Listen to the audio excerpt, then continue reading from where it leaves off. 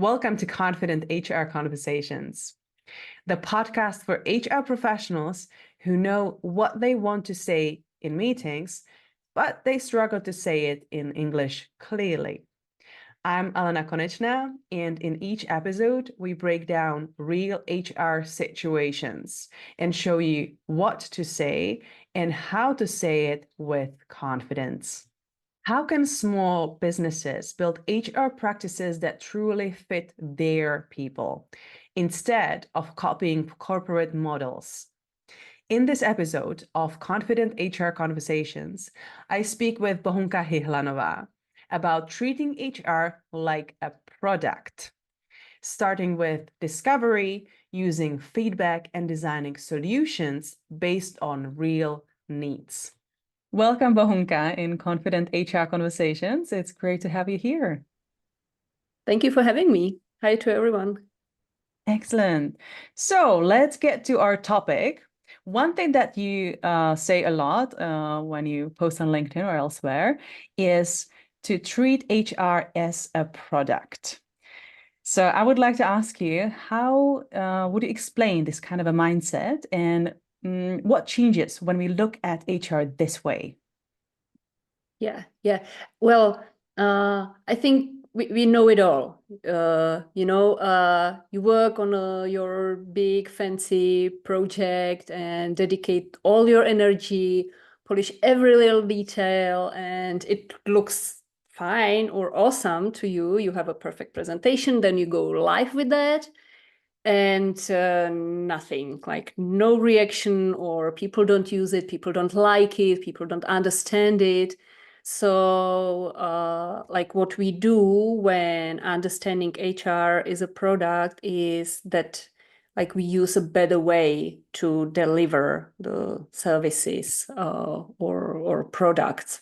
And one more thing maybe to clarify at the very beginning is that when we are speaking about HR as a product, it's not like HR system or HR one single process or service, but we rather understand a job like a series or a set of experiences. So the whole employee or people experience then can be seen and treated as a product. And there's a lot of methodology for that. We take inspiration from like customer experience, user experience, innovation design, and all these disciplines, and apply it to our work. So yeah, that would be it.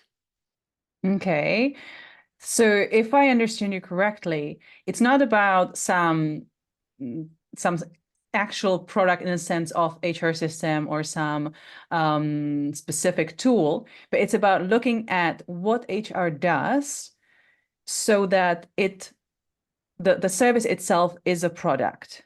I'm now curious because another topic that you're focused on are the small and medium-sized businesses, where we usually have a single HR professional or very small HR teams who, now thinking about the product perspective, should be running those multiple projects, multiple products.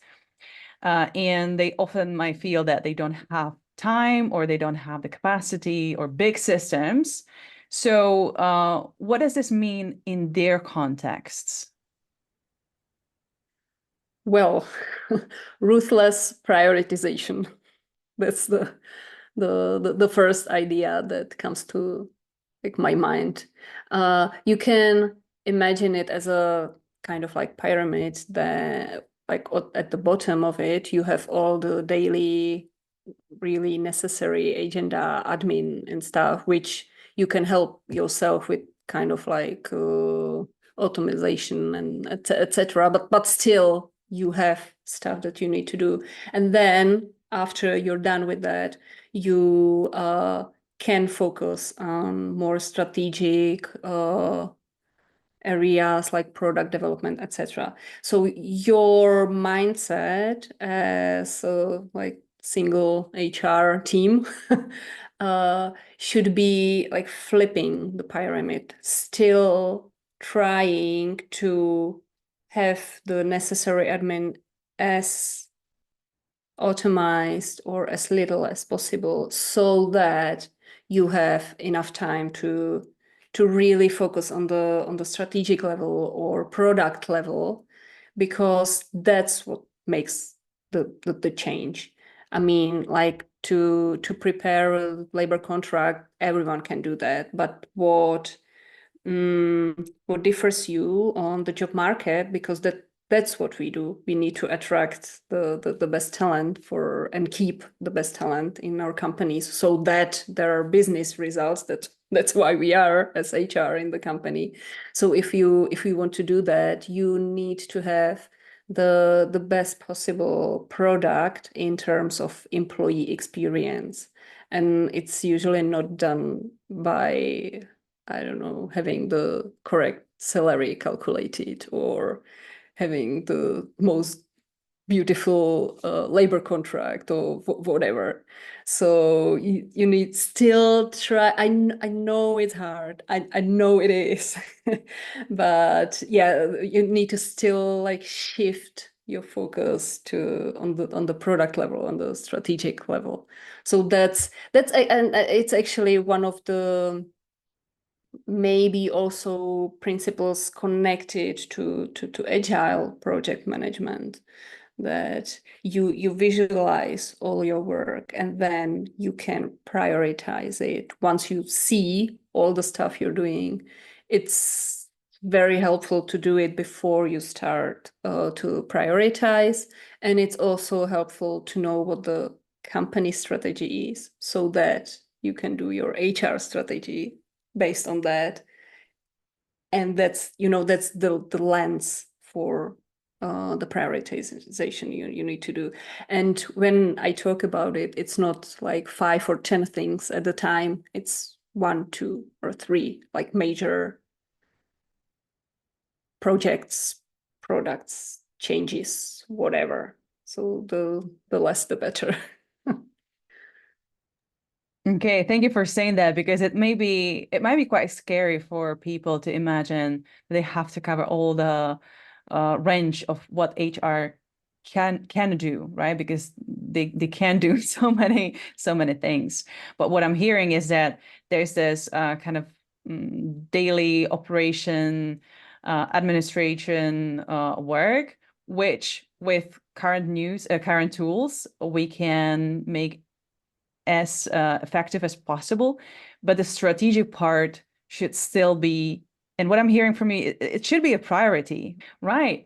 Well, going back to our first question, our first focus, which was about HR as a product, or HR agenda, or pieces of agenda as a product.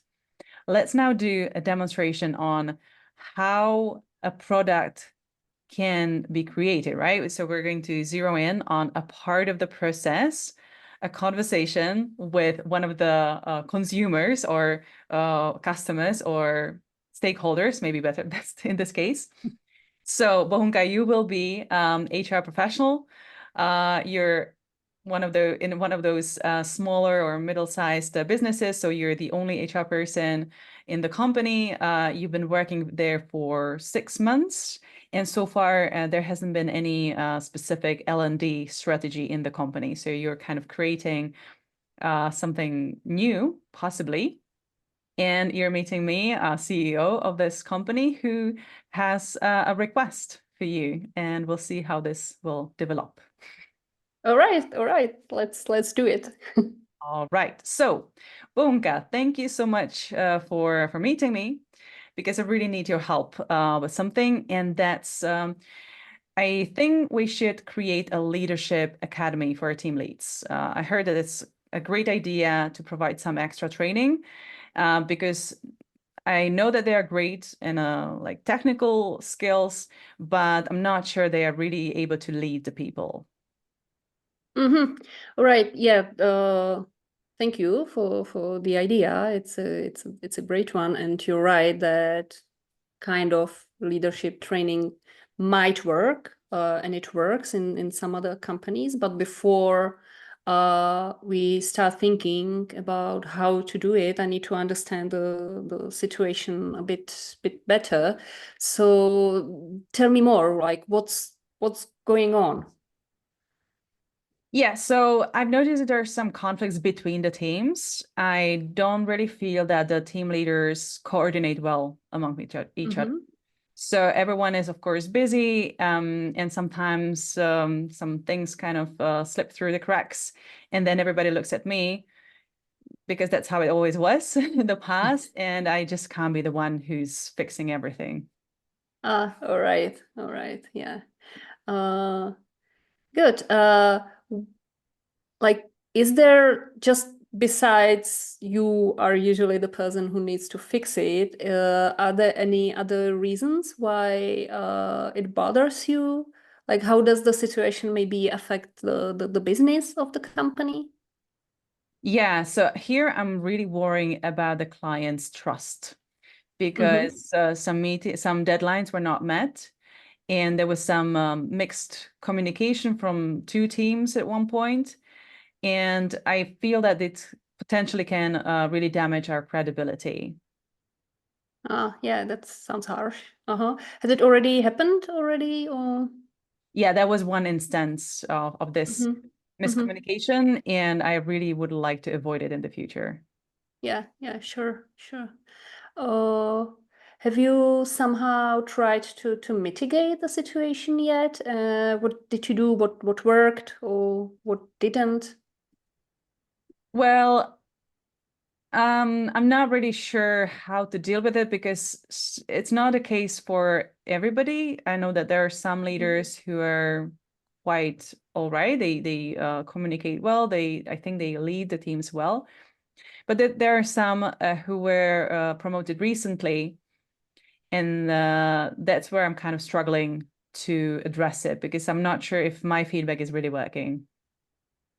Mm-hmm. Yeah. So what you're saying is that it differs individually. It's not the same for everyone. Yeah. Uh, let's say there's an ideal situation, an ideal scenario or behavior you want the team leaders to present, to show. How would that be? What would they do? Mm.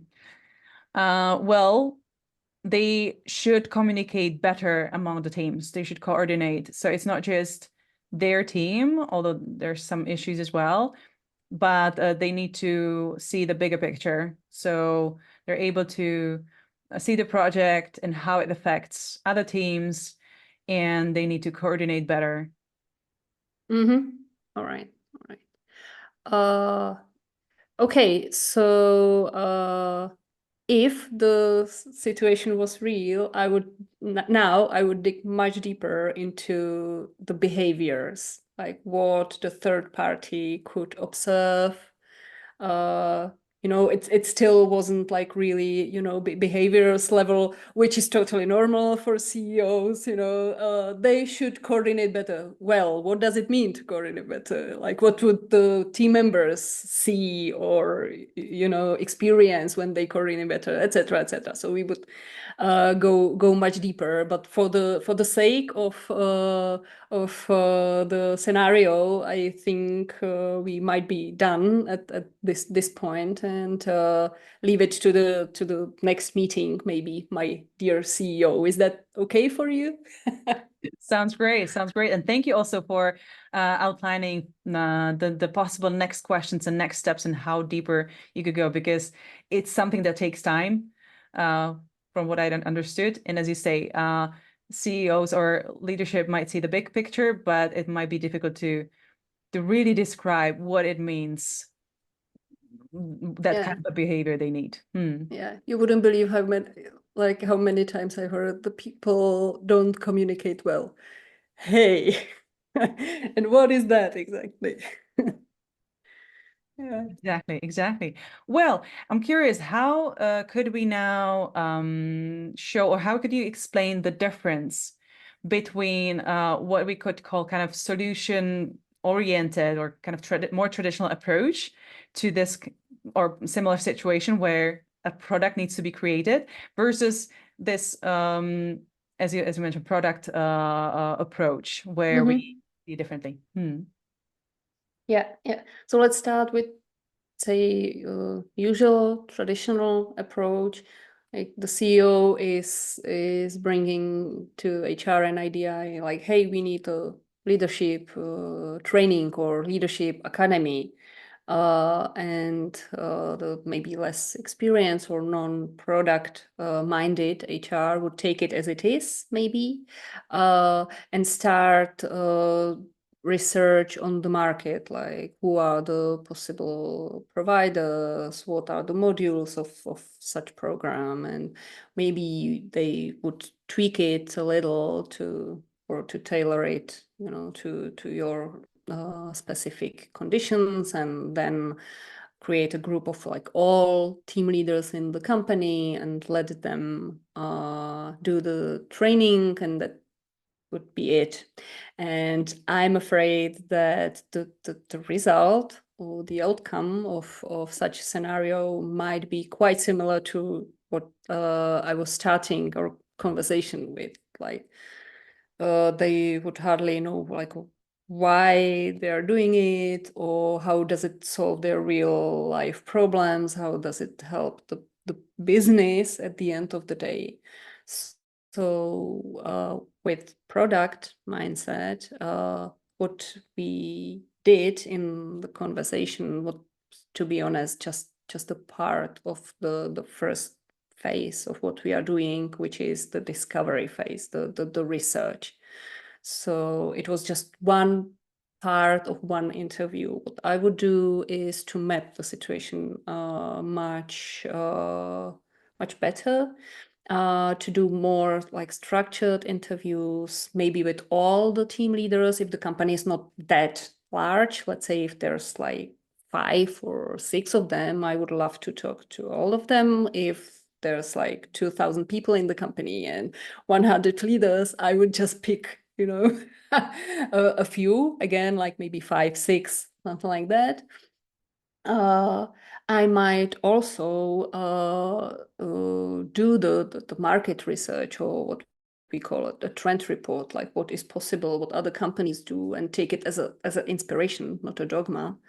But mostly based on the interviews, I might learn that, and we already saw it in our conversation, that it's probably not about the lead, like complex leadership academy, that maybe the problem is elsewhere, that it's not about they don't know how to do it. Maybe there are some organizational barriers and we need to change the system, not the people. Maybe it's a hypothesis.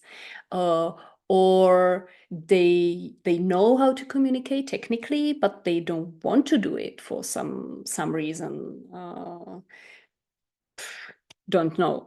Or that again, that the academy is not the right format for that maybe doing something like peer learning, like meeting them and try to design some kind of like peer learning structure of such a meeting, if they would need an external or outside facilitator.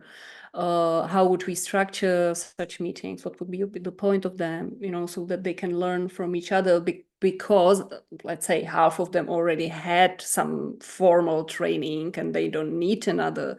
So it's like much bigger. You can imagine like the peak of an iceberg, and you need to go underwater to see what's there.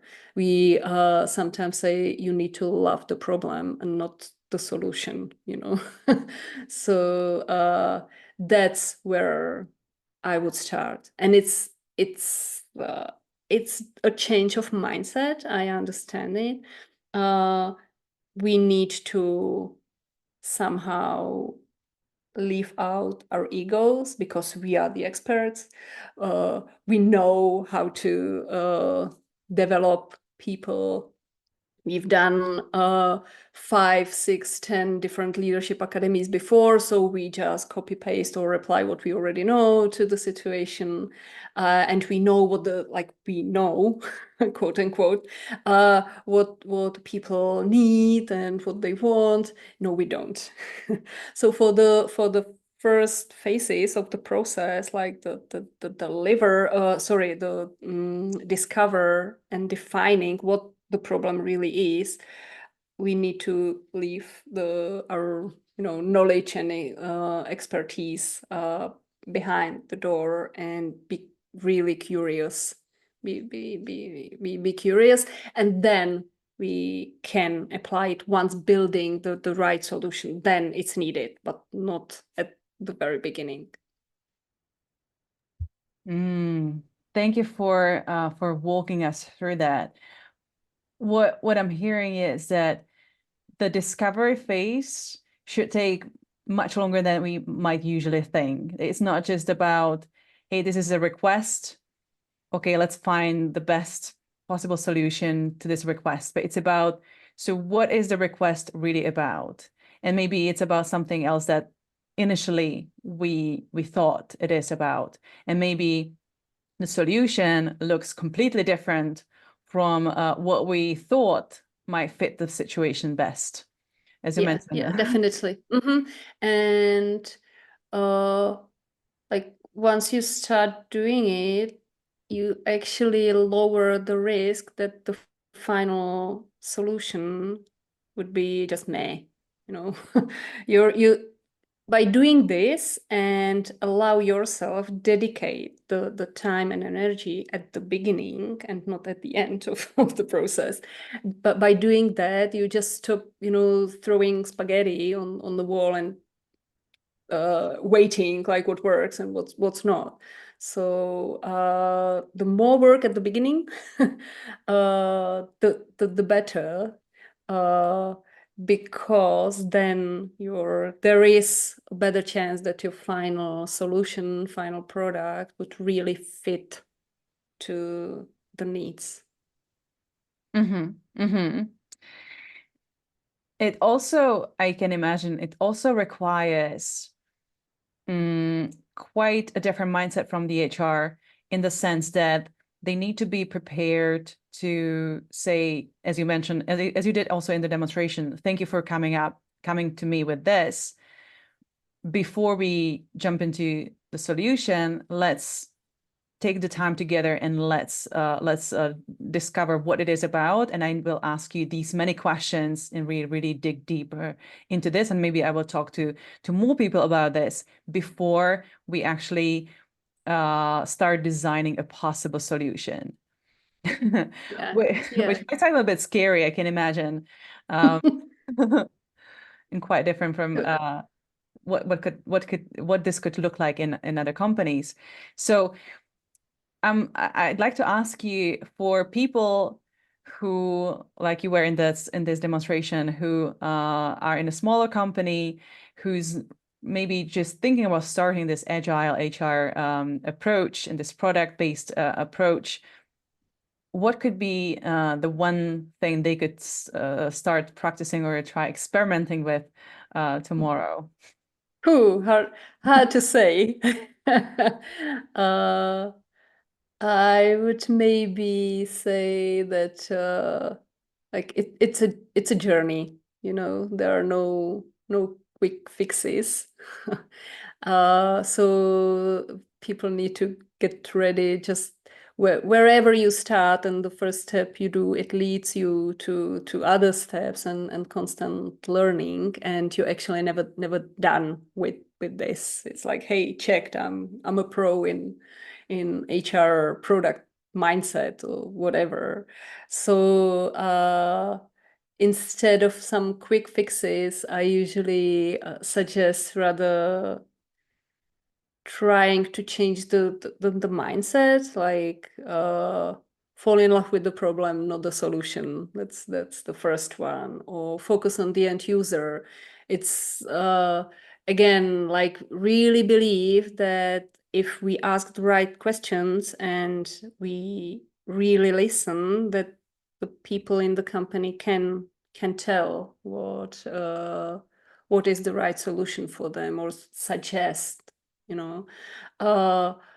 always biased toward action, like rather than standing and waiting for the ideal solution, or the once we have the project like in perfection, rather go out with that and test and ask for feedback and learn constantly. That's another like mindset shift we need to do.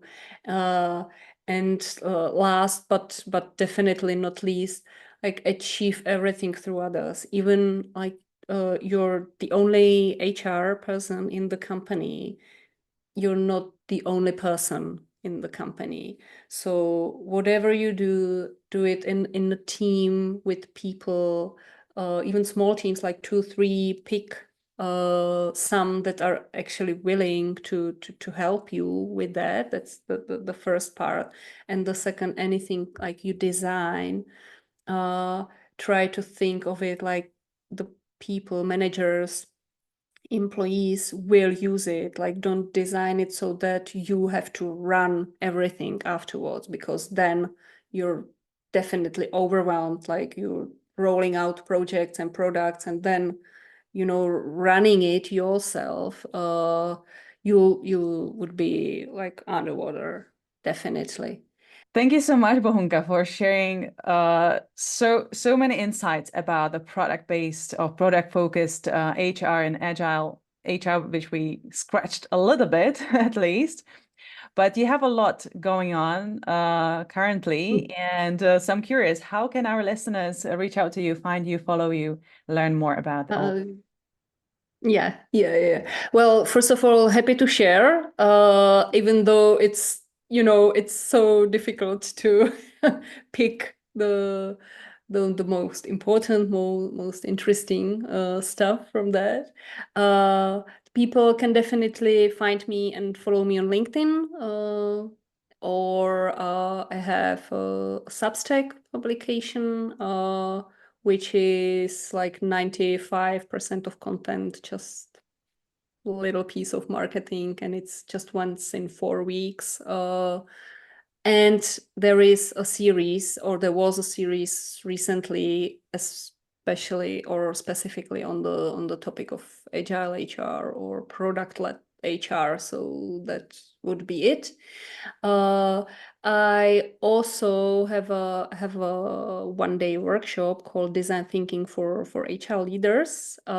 We don't have a date for or the next term set yet, but it would be in upcoming months. So once you follow me on, or the people follow me on LinkedIn, they will definitely know. And there's a big thing coming. It's a book. I'm still, like not used to talk about it. It will be called Humans Are Not Resources. And this kind of like new operation system for HR, like agile, product, and maybe also like change management principles is a big part of it, or will be a big part of it. It's not out yet, but will be again in like soon. So when you have me on LinkedIn, you will definitely know. So yeah, that's a lot going on. That sounds fantastic, and congratulations on publishing. It's not a small thing. Well, thank you so much for guesting on this podcast. It was lovely to talk to you, Bohunka, and see you around. Before your next HR meeting, notice where you hesitate. Is it vocabulary, structure, or confidence under pressure? If you want clarity on what's actually blocking you and what you can do with it, take the HR Communicator Diagnostic in the description. It is free, it takes 3 minutes, and it shows you where to focus first.